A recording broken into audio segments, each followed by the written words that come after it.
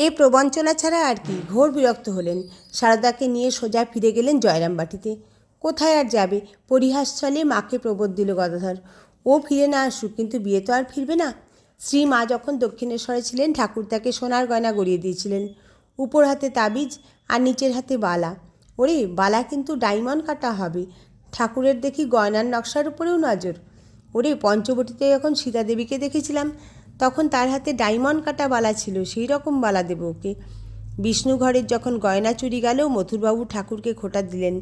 ছি ঠাকুর, তোমার গয়না রক্ষা করতে পারলি না? ঠাকুর বললেন, তোমার বুদ্ধিকে বলিহারি। স্বয়ং লক্ষ্মী যার দাসী, তার কি ঐশ্বর্যের অভাব? তুমি কি ঐশ্বর্য তাকে দিতে পারো? ও গয়না তোমার পক্ষেই একটা ভারী জিনিস, মস্ত জিনিস, কিন্তু ঈশ্বরের কাছে মাটির ঢেলা। সেই কথাই আবার বলেছিলেন কেশব সেনকে। তোমরা এত ঐশ্বর্য বর্ণনা করো কেন? হে ঈশ্বর, তুমি সূর্য করেছ, চন্দ্র করেছ, আকাশ করেছ, এসব বলার কি দরকার?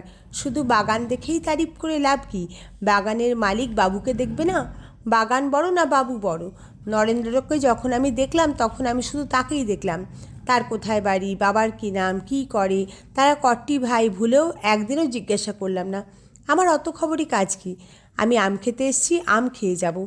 বাগানে কটা গাছ, কটা তার ডালপালা, কত তার পাতা, ও খোঁজে আমার কি হবে?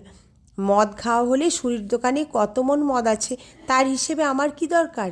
আমার এক বোতলেই কাজ হয়ে গেছে। তবে কি জানো, মানুষ নিজে ঐশ্বর্য ভালোবাসে বলে ভাবে ঈশ্বরও বুঝি তাই ভালোবাসেন। ভাবে ঈশ্বরের ঐশ্বর্য প্রশংসা করলে তিনি খুশি হবেন। ঈশ্বরের কাছে ওসব বাজিকরের বাজি, পঞ্চভূতের কুহক কৌশল। ঠাকুর যখন কলকাতায় আসতেন, হৃদয় তাকে ঘুরিয়ে ঘুরিয়ে শহর দেখাতো।